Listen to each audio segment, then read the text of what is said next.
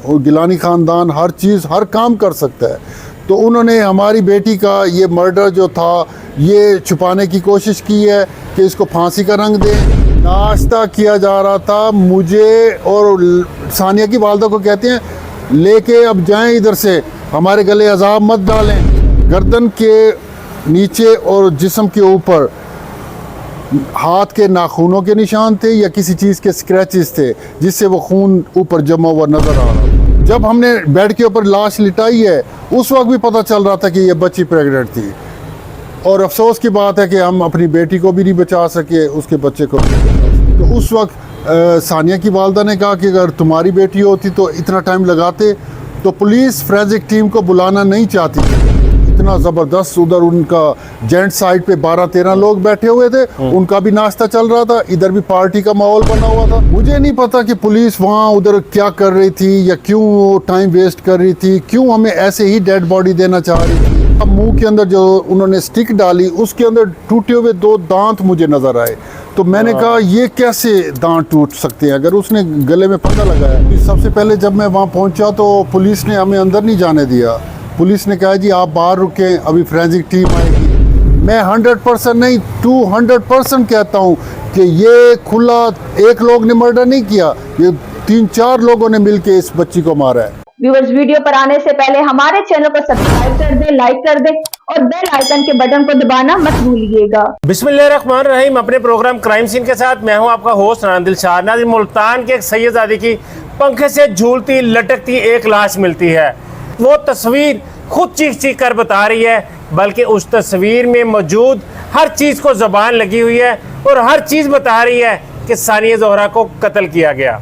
कत्ल क्यों किया गया, किस लिए किया गया, ये बहुत सारी वीडियोस में आपको बता भी चुके हैं। मेरे साथ मौजूद है सानिया ज़ोहरा के चचा सैयद नवीद अब्बास बुखारी, जो सबसे पहले क्राइम सीन पर पहुंचते हैं और अपनी भतीजी को लटकते हुए देखते हैं। वहाँ पर क्या चीज़ें थी, पुलिस का क्या किरदार था, ससुराल ने क्या किया, जानते हैं सैयद नवीद अब्बास बुखारी से। अस्सलाम वालेकुम सर। जी वालेकुम सलाम। जी सबसे पहले जब मैं वहाँ पहुँचा तो पुलिस ने हमें अंदर नहीं जाने दिया। पुलिस ने कहा जी आप बाहर रुकें, अभी फोरेंसिक टीम आएगी। जब मैंने बहुत ज़्यादा उनसे रिक्वेस्ट की तो उन्होंने कहा जी आप किसी चीज़ को हाथ ना लगाएं। मैंने कहा जी हम हाथ नहीं लगाते। जब मैं अंदर गया तो मैंने ये जो आप फ़ोटो में ये देख रहे हैं पंखे से लटकी हुई बच्ची की लाश, ये ऐसे के ऐसे मैंने अंदर देखा और मेरे साथ लड़की की माँ, सानिया की माँ, सानिया की बहन। जब ये अंदर हम गए हैं वो माँ और बहन वहीं गिर गई। मार्बल का फर्श था, वो वहीं दरवाजे में ही गिर गई, सानिया की वालदा जी। और उसके बाद फिर मैं उधर से अंदर नहीं रुका, मैं बाहर आ गया। तो उसके बाद फिर हम वहाँ पे खड़े रहे, फोरेंसिक टीम का इंतज़ार करते रहे और पुलिस ने कहा कि जी 10-15 मिनट तक फोरेंसिक टीम आ जाएगी। जब 10-15 मिनट गुजर गए तो फोरेंसिक टीम ना आई।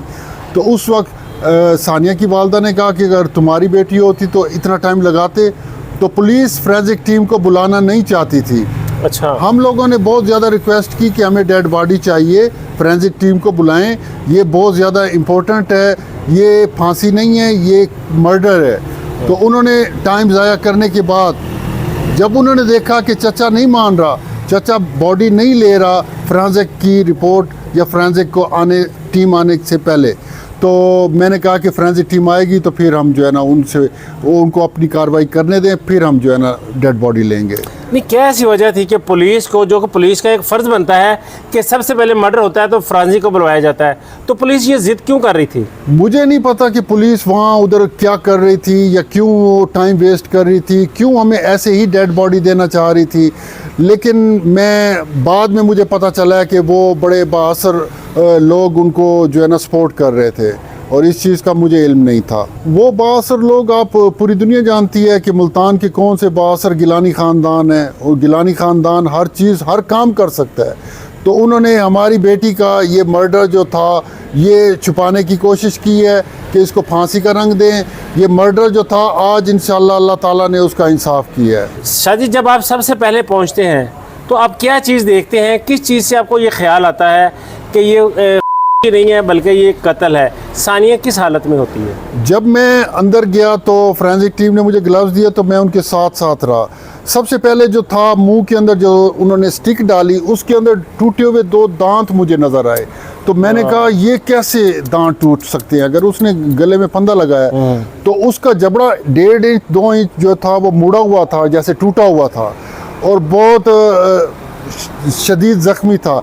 गाल के ऊपर बहुत बड़ा कट का निशान था। अच्छा।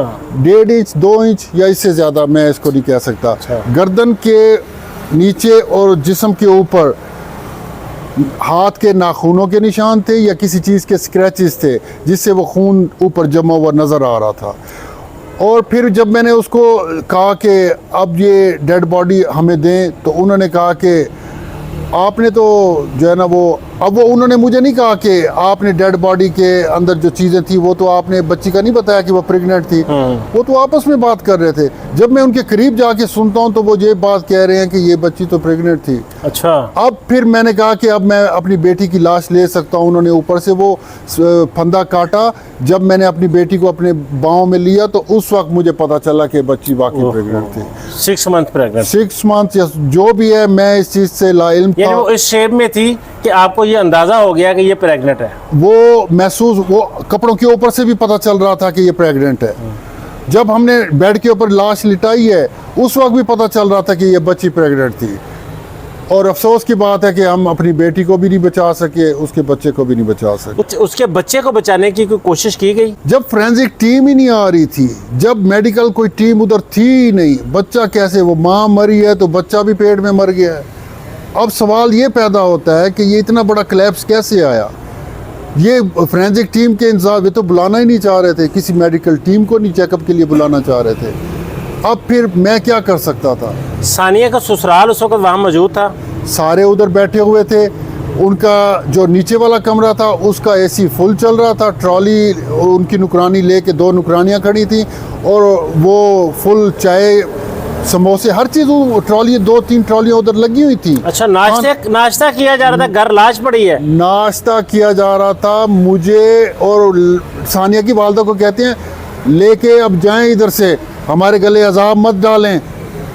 हमारी बेटी की इतनी बेरुखी, हमारी बेटी की ऊपर डेथ हो गई है, हम अभी ऊपर भी नहीं गए, आप हमें धुतकार रहे हो इस तरीके से, अभी हमने देखी नहीं है और आप हमें जो है ना इतना ज़बरदस्त। उधर उनका जेंट साइड पे 12-13 लोग बैठे हुए थे, उनका भी नाश्ता चल रहा था, इधर भी पार्टी का माहौल बना हुआ था और सारा खाना पीना हो रहा था, नॉर्मल लाइफ चल रही थी। हमें तो मुझे हैरानगी हुई कि ये नीचे ये दरिंदे खाना खा रहे हैं, ऊपर देखें लाश है। जब मैं क्राइम सीन के ऊपर पहुंचा मैंने कहा फोरेंसिक टीम आएगी तो हम अंदर जाएंगे वरना हम अंदर नहीं जाएंगे। मैं 100% नहीं 200% कहता हूं कि ये खुला एक लोग ने मर्डर नहीं किया, ये 3-4 लोगों ने मिलके इस बच्ची को मारा है। 4 लोगों के जो है वो डीएनए वो तो मैच हो गए ना फोरेंसिक में? जी, ये अगर उस दिन ये फोरेंसिक टीम की कारकर्दगी, अगर ये उस दिन फोरेंसिक टीम ना होती, आज ये इंसाफ के पहला स्टेप हम सीढ़ी पे नहीं चढ़ सकते थे। डीएनए शाह जी किस किस का आया है?